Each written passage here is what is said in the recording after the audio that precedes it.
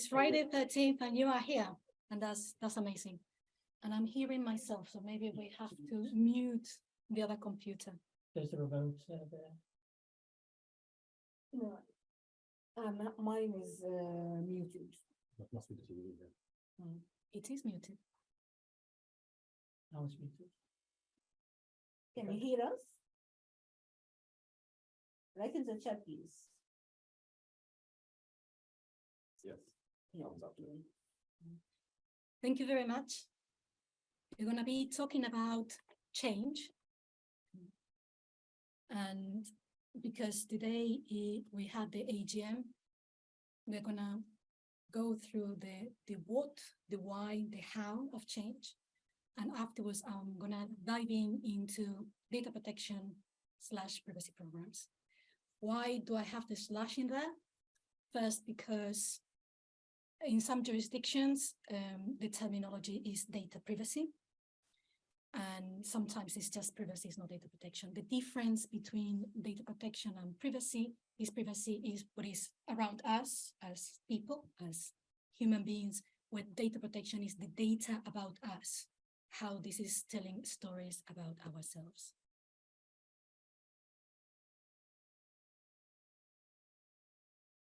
And Heraclitus was already saying long time ago, the only constant in life is change. And we will keep on seeing this more and more.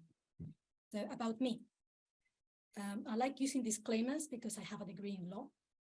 So your mileage may vary. And this presentation is going to be very much from my perspective. And my background is, as I said, I have a degree in law, an MBA, but I have worked for many years in IT, in different sectors, technology, charity, fintech, media, and I've been in different sides of change because there were mergers and acquisitions and I was in the middle of it, or there were any kind of organization. And then with my job, I also had the chance to see it from the other side. So it's been quite interesting life with change.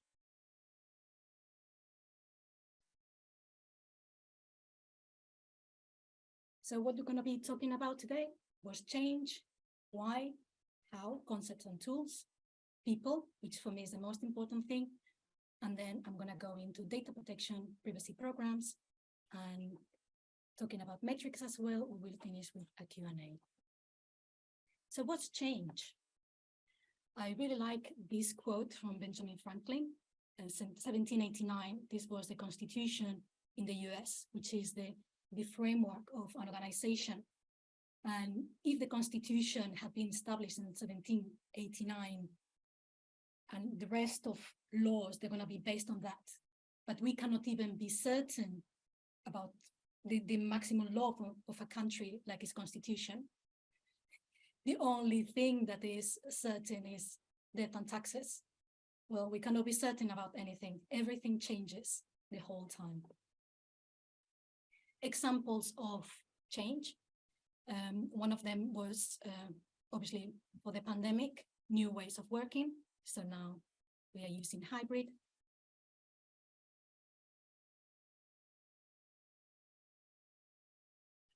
Also in processes, Carlisle United and Lincoln City, they decided to limit their capacity to the game, so they would be able to avoid issues. Brighton and Hope and West Sussex Hospitals Trust merged. Amazon was acquiring a lot of organizations, acquisition, but it could be something as simple as having just a new IT system.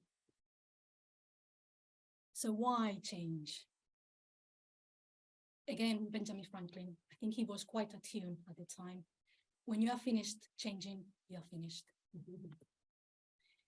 So why change? Just imagine your organization has wheels. And it could be any kind of size. It could be a massive lorry, it could be a nice Ferrari, it could be a bicycle, skateboard. All the organizations have wheels until they stop having them. And this is the place where all the organizations are moving.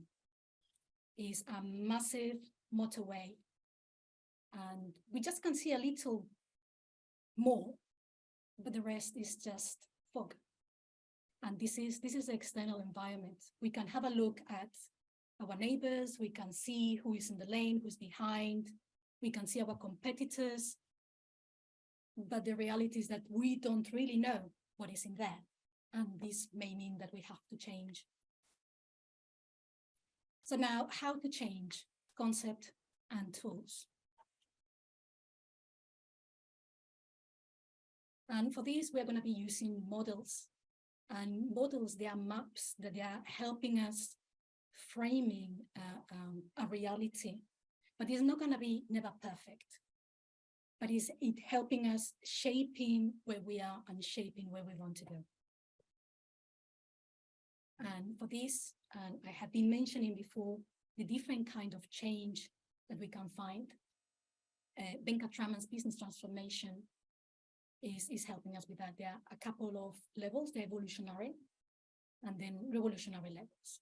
In the evolutionary levels, we have the localized exploitation. And this would be, for example, in the case of data protection, when we have a new system to deal with data subject requests. So that's just, let's say, the call center, they are receiving requests from customers, and they have the new system, and that's the localized exploitation. The internal integration would be when they start to work with the rest of the business areas with the same system. We go into business process redesign when these changes mean that we are working in a different way. And this is the first of revolutionary levels. The second one is the business network redesign. In here, we are going outside of the organization and we are working with our suppliers and we are working with companies that they are outside and we are using the same systems. It could be, for example, SAP to fulfill orders. And the last one is the business scope redefinition. This would be the one that Venkatraman sees as is the highest range of potential benefits. And for this, I bring a couple of examples. And the one is Santander. Banco de Santander was founded in 1857, and it went through a number of mergers with different banks. And in 2004, acquired a binational, and then changed the name into Banco Santander. And in 2010, acquired Alliance and Leicester, Bradford and Bingley, and then merging with a binational, they were called Santander UK. Another case is Netflix, which changed from being just a streaming media service into distributing content digitally. So now I'm going to go into frameworks. We have the business change life cycle. And we have mentioned before there is this external environment, so is the road, and there is the internal environment. And we need to have alignment with that. The internal environment is going to be the strengths and weaknesses the organization has. The external environment is going to be opportunities and threats. And we are going to be going through iteration with a business case in the middle, which means that we have to have a business value for it. And at every step of the decision making, either definition, when is the requirements engineering, requirements definition, design, implementation, or benefits realization, we look into the business case to keep on checking that the feasibility is still in there. Benefits realization is quite important because it makes us trace back the benefit to the requirement, and also the fact that we can have a benefits owner, because that's going to be the most important thing in all the work we are doing. So going back to our external environment, our fog, one of the models that I like more is the PESTLE model. And it looks into the political, economical, social, technological, legal, and environmental environment, if I can say it again. For the case of privacy frameworks, political was quite important for us because Brexit and the government policy meant that we were not using the EU GDPR, but we would be using UK GDPR and just UK legislation. However, multinationals do still have to be dealing with other organizations, and this means that you'd have to be making changes and making additions to work within the UK. Economical, we have inflation, interest rates, and how is this affecting organizations in how they can borrow money. Is the same thing for customers. So how this can make them look into things. Social, population growth, cultural beliefs, lifestyle. And we noticed that since 2018, people were more conscious about the data. And because of that, we would receive a lot of data subject access requests, for example. Technologically is the other side of all this, because we have such a level of innovation and have, for example, AI, generative AI. So this means that we have to look after the technology we have and how this is affecting ourselves, our organizations. Legal, we have laws that they keep on changing more than many other things. Many times laws, they're behind technology, but they keep on changing because most of the times we are working in a global environment, and the laws, they are changing rapidly, and mostly with data protection. We saw China last November adopted data protection regulation, which is quite strict, and also India is working on a draft. And lastly, environmental. So how climate change, pollution, sustainability affects organizations or people. So all this gives us an idea that we live in a VUCA world. Volatility, uncertainty, complexity, and ambiguity, which makes us think that it's quite clear everything is going to keep on changing because we actually don't know where we are. And actually, we don't know where we are. BINA is the new acronym, and this came up after the pandemic. But it is actually an adjustment rather than coming up. So by brittle, we actually had an illusion of strength. Things can change so quickly. Anxious is a response to the illusion of power. We really cannot control what can happen. Non-linear is about the illusion of planning, is the illusion of being able to say what's going to be happening soon, because the things, they are so complex. Our reality has become so complex that we don't know which part changes, that the part that can change, that can affect us. There is not really a linear action and consequence. It gets much more complicated. And all this means that we have the illusion, or we have the illusion of knowledge, that our society is incomprehensible.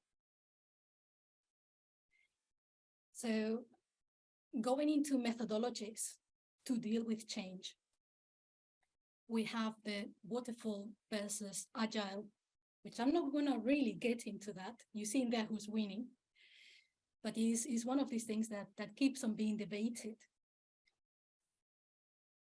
And now for the blueprint of our vehicle. And this is my favorite model, is a puppet model. If we want to have change that is effective, we will have to ensure that this organization, processes, information technology, and mostly people attached and are affected. So now I'm going to go on people. About people, I really like John Kotter's 8 steps process change. This Emerita professor who came up with this model in the 90s. And they were about penguins. They were saying that the pole was melting. So I saw it as a very nice example. If the place where you are living is melting, well, you are really creating a sense of urgency. And I can tell you that we created this sense of urgency in 2018 when we were working with the GDPR program, because the 25th of May, we had to be there. So the second one is building a guiding coalition. So once we have ensured that some of the penguins, they really know what's going to be happening, we have a group of people who are going to be working on what we can do, and they're going to be forming a strategic vision where we want to be. So we want to be an organization that is going to be compliant with regulation, and it's going to be enlisting a volunteer army, and this volunteer army is going to be moving the rest of the people in the organization. And then whenever we find barriers, this could be old systems, this could be a lot of paperwork that is in places that nobody has looked in 20 years, or even people who are scared that they may be losing the job, and we can work on that. So then we generate short-term wins, and this is where Agile helps us. So then we sustain acceleration, we keep on doing it, we keep on generating these short-term wins, and then we institute change. We create a center of excellence for data protection. We are there and we keep on doing it the whole time. Change is going to be different depending on the culture of the organization. So I have picked Charles Handys for this. The power one is the one where there are a number of people who have power and they have the decision making. The task culture is about teams that they are together because they have certain affinities or because they're working in a particular project. Person culture is like entrepreneurs, organization, people are for themselves. And role culture is when the job is very defined, what everybody has to do. So if we want to tackle change in these different organizations, we would have to be doing different things. I saw the SARA model long time ago when I was in one of my receiving end of change. And it's quite interesting. I didn't know at the time that this model is the one of grief. These are the stages. It's a modification of Kubler-Ross 5 stages of grief when somebody has died. So it doesn't always work like this. Sometimes people stay under rejection. Sometimes people comes back. Yes, we want the people moving to acceptance into hope. It is important to know that people are going to have an emotional reaction, mostly because organizations, we have seen our vehicles, they're going faster and faster. The environment, the business environment changes a lot. However, our lives haven't. So because the rest hasn't gone at the speed that a business goes, you're going to have these kind of reactions. And sometimes we're going to have even change fatigue, because we keep on having changes of changes of changes of changes. Melanie Franklin has done great work about neuroscience and how to reach to people who are going to be going through change. And she has specified 3 threats. One of them is loss of autonomy. You remember that reminds us a bit of Bina in this case. So it's the sense of control, losing the sense of control of events. So for that, we can give options or ask questions. For the loss of certainty, so the ability to predict the future, is quite important to involve people in decisions, to communicate, to over-communicate, to set clear expectations, or to the threats of the loss of status, which is the relative importance to others. So again, involving people and then provide opportunities for learning and development. So now we are gonna dive into privacy frameworks and start saying, why is that important? Because it's all about data. So we had these pipes that they go in the organization from one department to other, and this is data. And everybody is working with data, is what is fueling. So I could say even if it's the petrol of our vehicle. What we are looking in data protection is the whole data life cycle. From the moment it's born, it grows, it reproduces, it goes somewhere else, is in a vault, is copied, is transformed, and it dies. And it really, really dies. And it's not in a vault somewhere. I really like this quote from Andrea Jelinek. Not that relevant now for the UK because she is the director of the European Data Protection Board, which is the group of regulators of the European Union. I really liked something she's talking in here. Data may be, petrol, water, blood. I've heard everything, but trust is gold.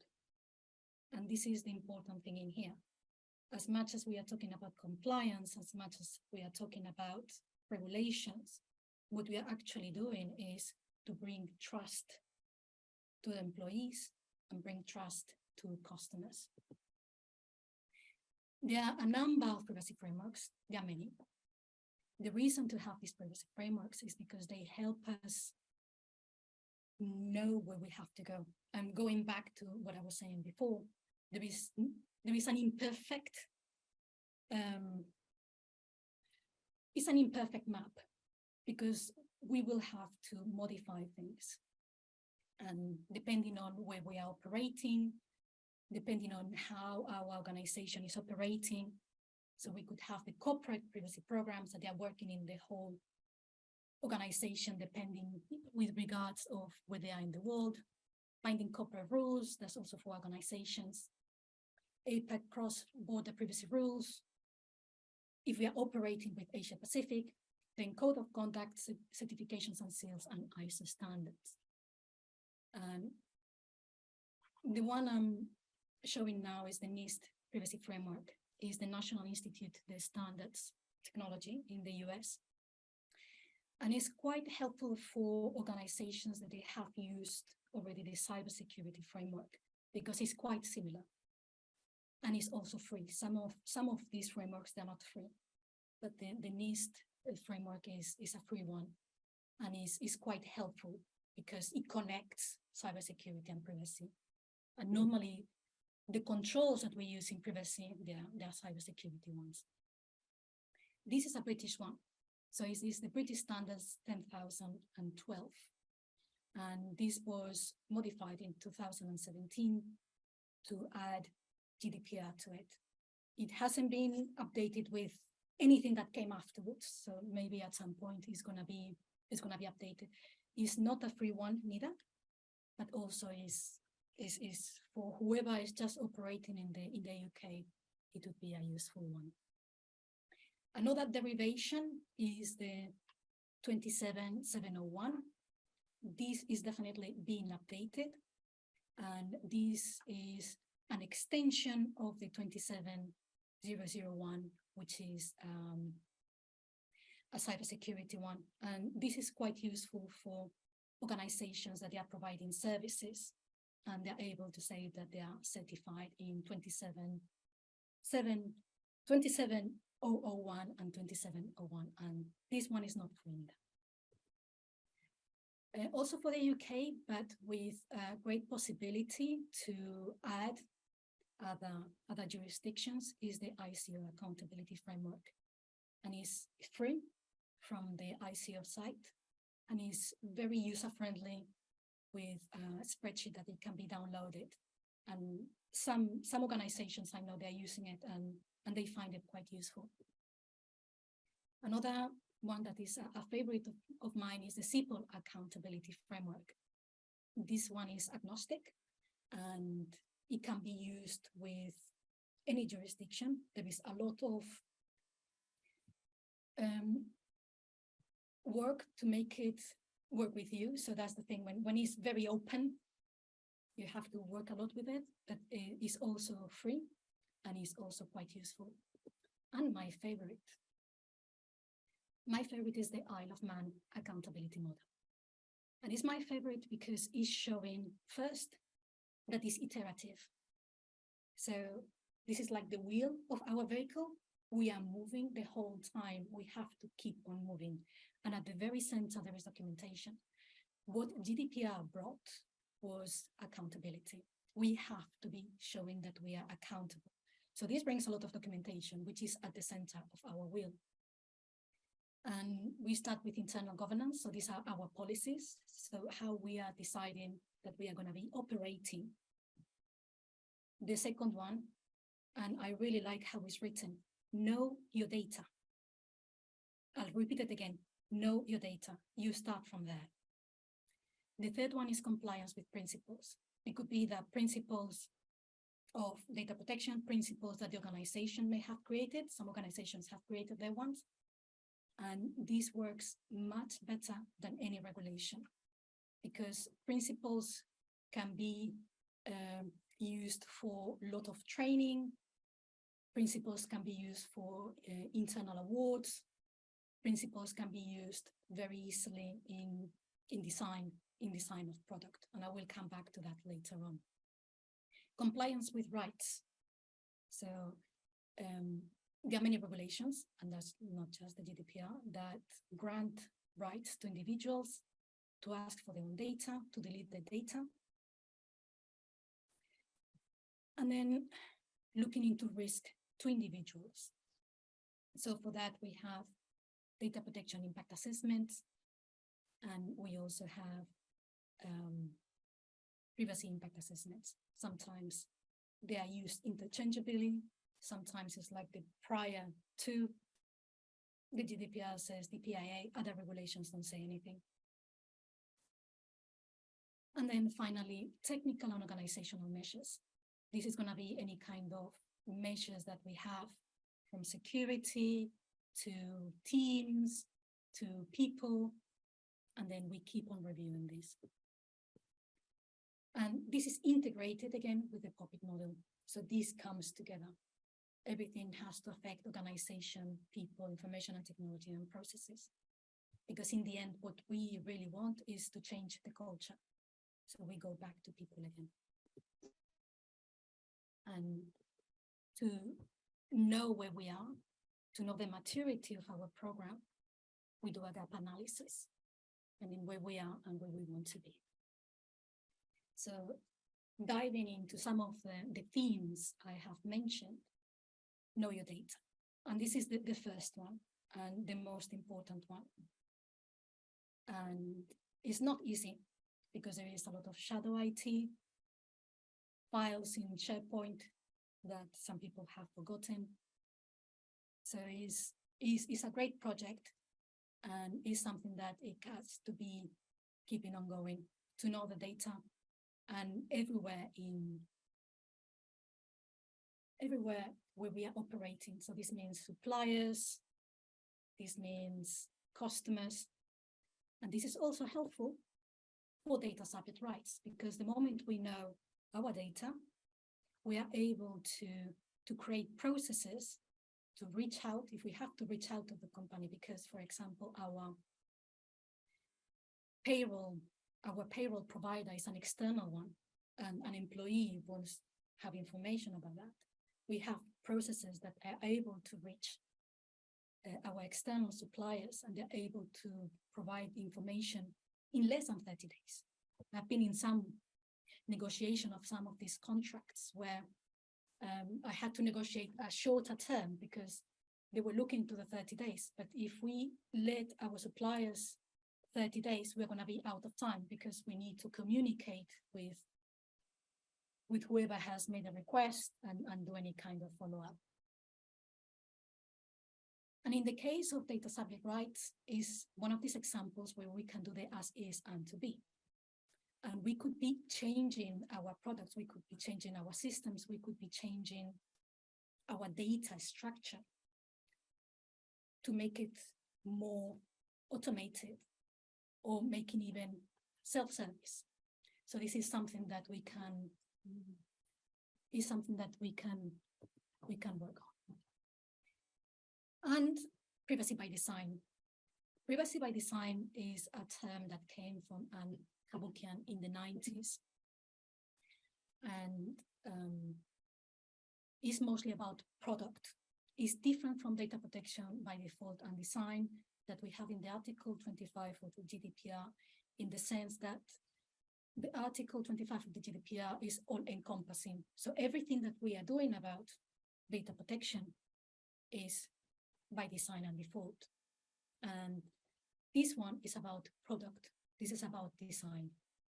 And it's a model that works very well with products. The first principle is that privacy is going to be proactive and not reactive. So we are thinking before. So in the world of requirements, and depending on the school of thought, it could be either a general requirement, a non-functional requirement, legal, or even better, a functional requirement. Because when you are making it a functional requirement, you are defining how that's going to be. If you are just mentioning the requirements, that's a legal requirement, you are taking it somehow out of the building of the product, out of the requirements. And then there's going to be still a translation, and this depends on how this is going to be working in the organization. If you have principles or you are looking for regulations, if you are just leaving it as legal, it's going to be more complicated.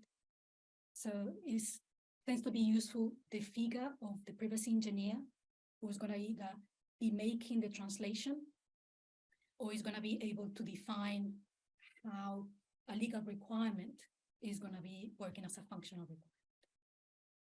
The next one is privacy by default. This means that when you go into that website, you don't have anything ticked. Privacy is embedded into the design. There is full functionality, even if privacy is enabled. It doesn't mean that because somebody has ticked off all the cookies, they're not going to be able to access all the functionality of the website. End-to-end security, visibility and transparency. This is an anti-dark patterns one. We want to be visible in what we are doing and transparent on exactly what we are doing. And this means that it's user-centric. It's not product-centric, it's user-centric. So now, how do we know how we are doing with our privacy program? We use metrics. And the more complicated, obviously, the better. Because if they're easy to measure, they're not going to be insightful. And if they're insightful, they are difficult to measure. So who would be our audience? So we have the board, senior leadership. They're going to be mostly interested in risks and the maturity of the program.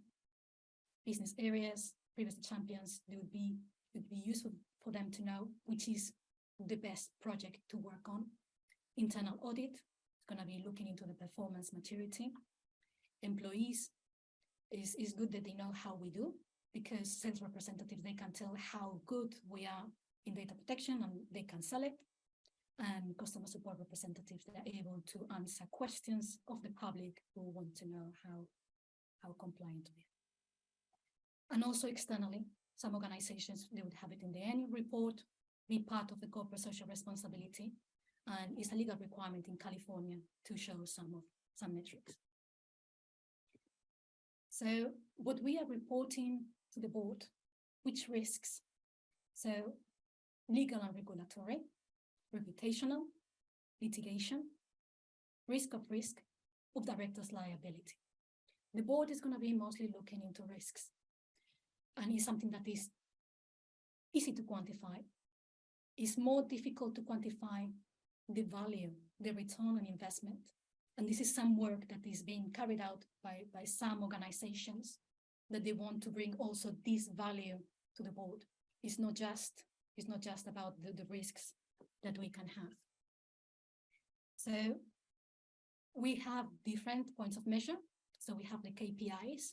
They're going to be measuring performance, mostly operations. And then we have the KRIs, the measure risk. And either way, they have to be tailored to the organization, many times in an iterative way, in a way that they're understandable for the organization and they're smart, specific, measurable, achievable, realistic, and timely. So diving into the key risk indicators, they can be about the past, now, or the future. So what happened in the past that can happen again in the future, what's going on now, and what happened in the past that could happen again. And then going into, again, the easy, the difficult, and the ones that they can tell us something, types of metrics. Things that we measure: complaints, queries, data service requests. So the easy one is just to know in each of these cases how many we have received. Something that is giving us a bit more information is the trend, a percentage in time. But the one that is going to be telling us more is the outcome. For example, percentage of complaints in number of requests. And we can see this in time. And when we get this kind of metrics, we are able to rectify, we are able to look into that rather than just look at the total number. Same thing with data protection impact assessments, record of processing activities, incident and breaches, training and awareness, and information about suppliers.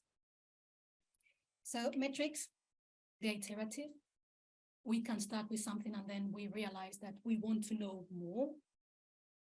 It could be if we are getting a very large number of complaints, maybe we want to classify complaints and we see how this goes, and then we find something else.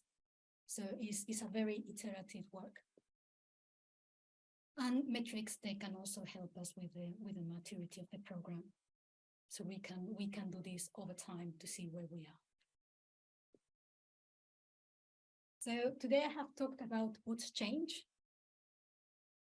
why we change, some of the tools and concepts, looking mostly into the people side of things. Then I've given more details about data protection, privacy programs, and I finished with metrics. So now is the Q&A session. So now if somebody has any questions.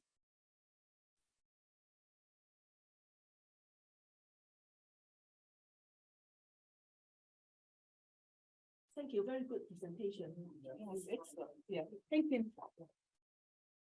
I didn't pay them. I mean, Shall we switch to your video so here so we can see it on the screen? Stop sharing. They can see us, I mean.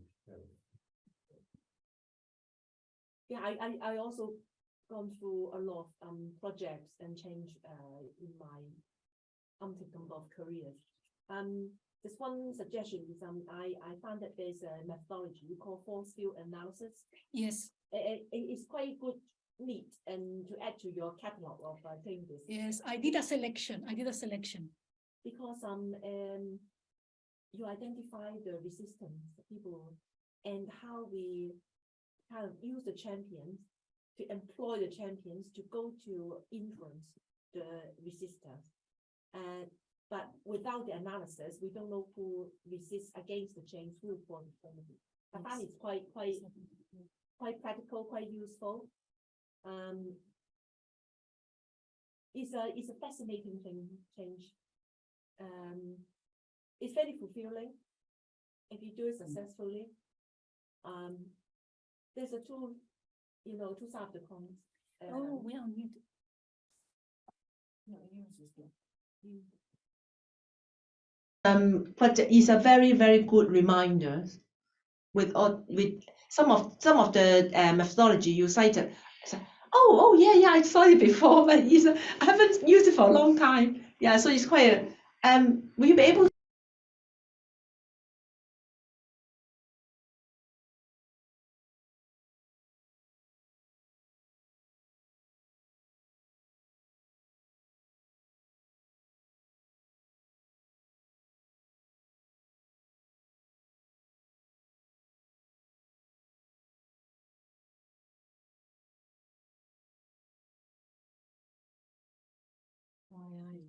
I think you need to switch the video as well to that main camera.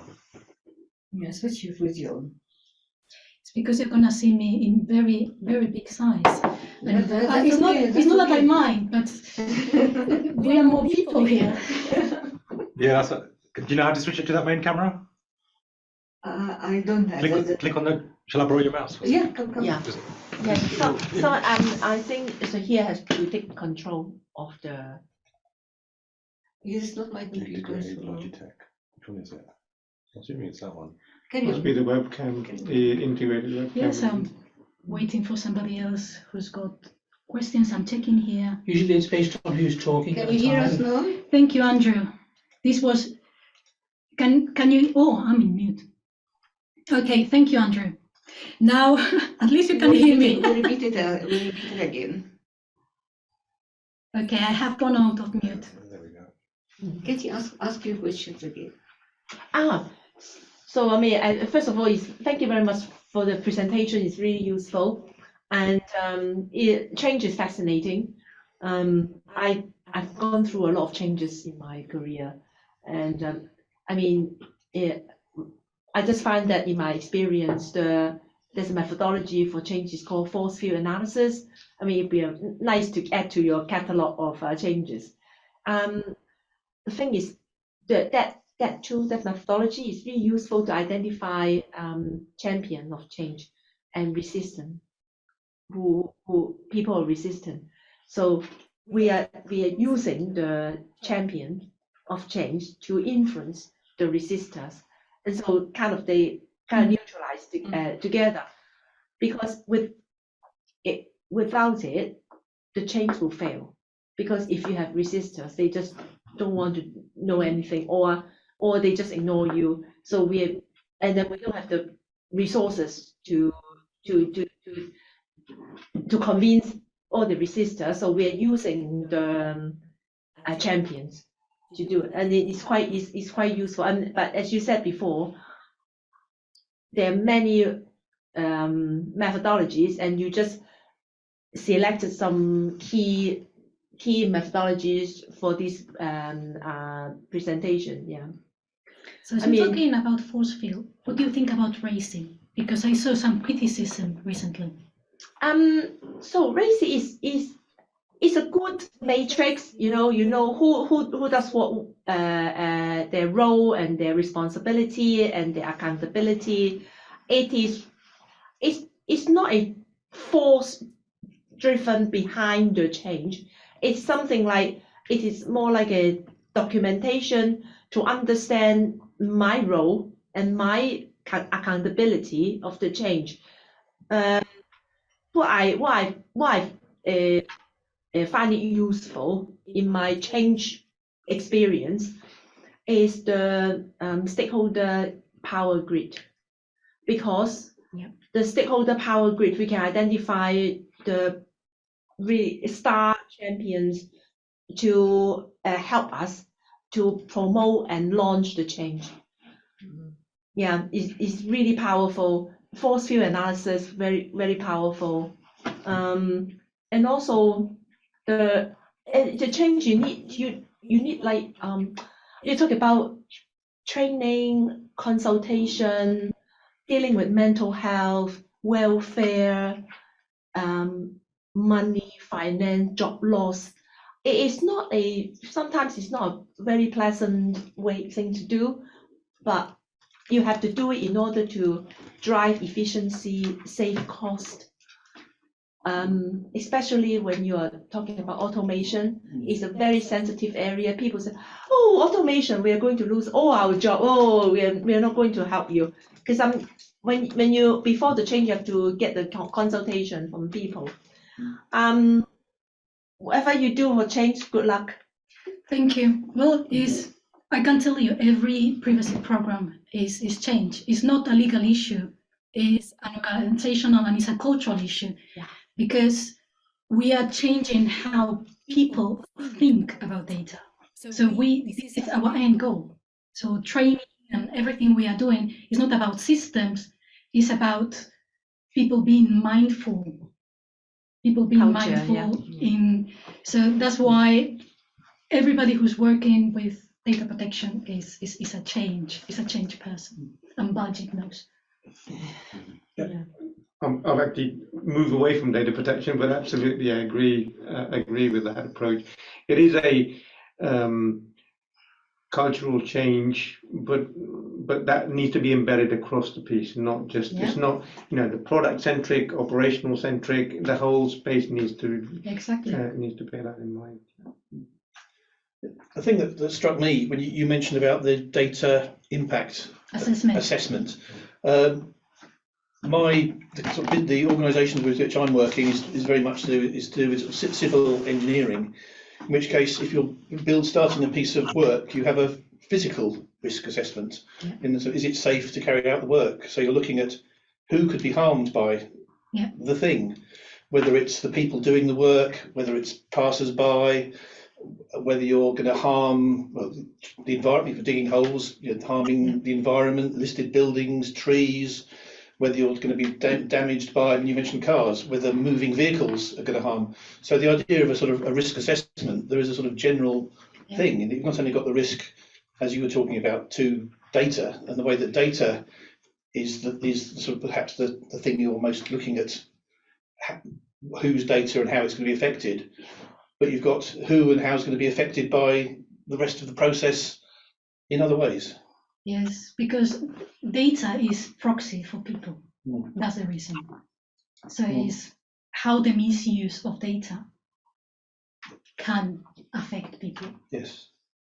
I guess in some ways I mean, I sort of agree with Steve to some extent that it's really just another form of risks that you need to assess. It's not, there isn't necessarily a hierarchy of risks. This is just one risk, which is okay. As part of your risk assessment, you have to assess the risk of privacy of an individual rather than the other sort of legal and risks. So it is just another form of risk. It's another. You see, you have different audiences. I'm mute again. I think I go on mute sometimes randomly. We look at different risks depending on who we are talking to. Yeah. So the board is risks in general because, well, the directors they do have their own risk and their own responsibility. But the data protection impact assessment looks at people. So there are assessments that they are just looking into people, but we are looking in other areas. We are looking into other risks. In terms of data privacy and data protection, what is your view, your take on the cloud storage? Because it is a third party, as you said, trust is the gold. What's your take on to them? It's a very interesting. I could say one thing and I could I could make a short answer. When I was looking into frameworks, there is another framework that is for cloud, and I didn't put it in there. So there is already something in place. There is an ISO. I can't remember the number. I think it's 1018 or something like that. But there is a framework for cloud.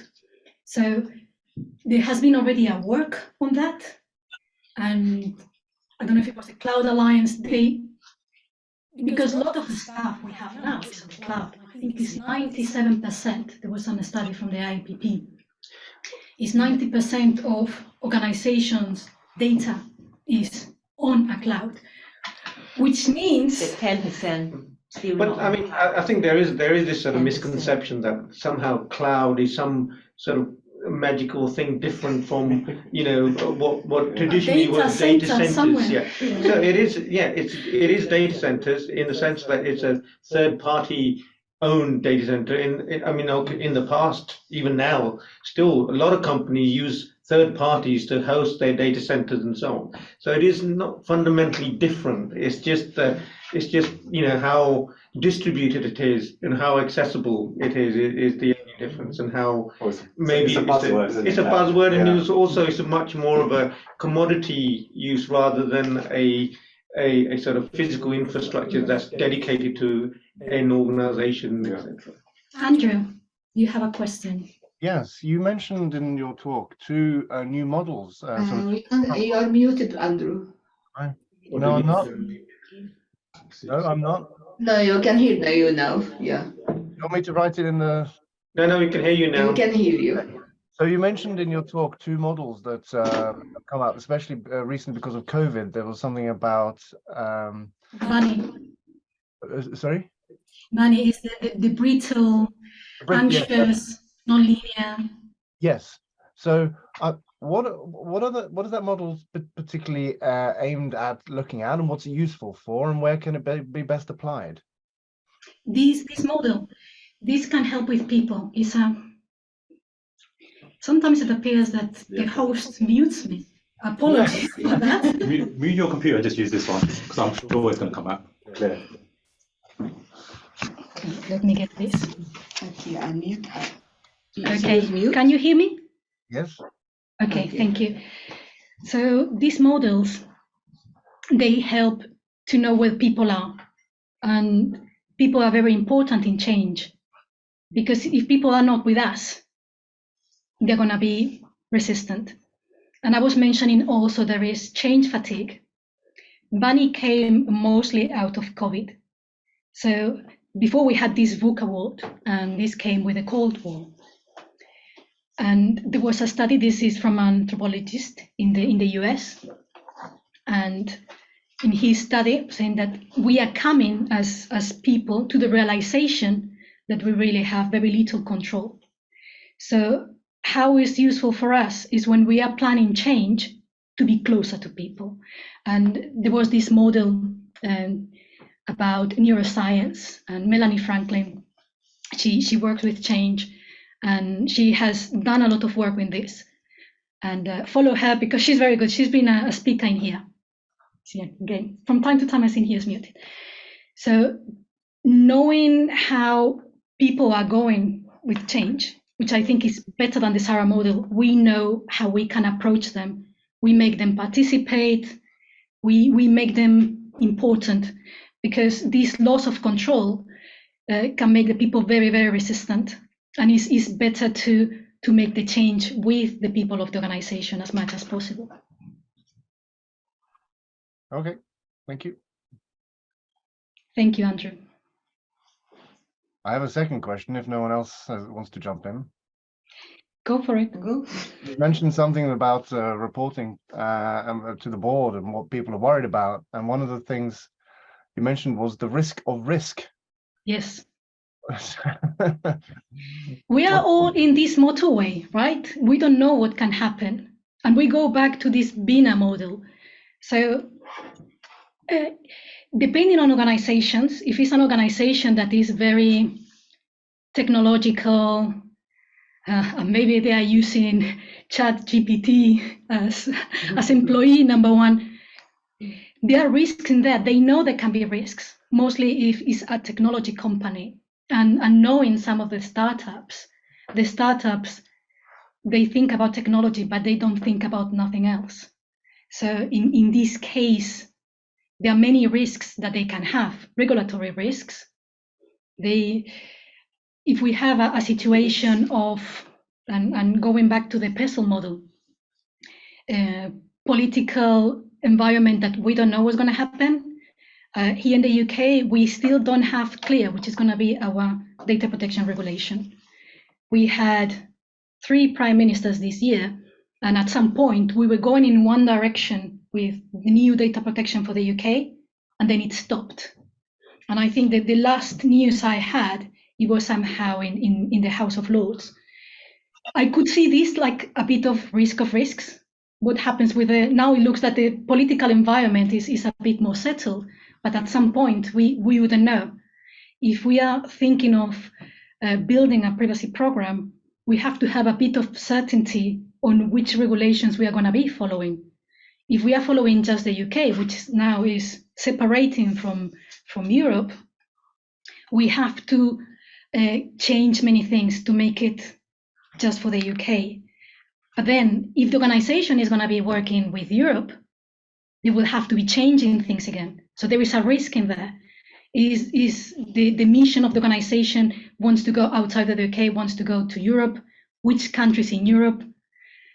The data protection regulation is going to be different depending on which country. So in there, we have these risks if the organization maybe doesn't have very clear where they are going. That could be an example. Maybe Twitter, for example, could be one. Okay, but by risk of risk, in a way, you mean the unknown unknowns then, and you just need to be aware that there are unknown unknowns. And maybe some organizations, if they're in the technology sector, they may be more prone than maybe organizations that they are more in a more traditional. And when I say traditional, I say financial in a way, because financial, they are quite regulated. So these ones, they know the risks. They have a regulation and they have a regulator, the FCA in here. But startups, they are quite risky in that sense. They don't know what they're going to be finding. They don't know who's going to be the competitor. They don't know which technology can be going against them. Okay, thank you. Thank you, Andrew. Do we have any other questions? Anything from online? Yeah. Anybody? Yeah. Thank you, Maria. That was fantastic. Thank you very much. Thank you to all of you for being here on a Friday, the 13th, until 7:30. Thank you very much. Thank you.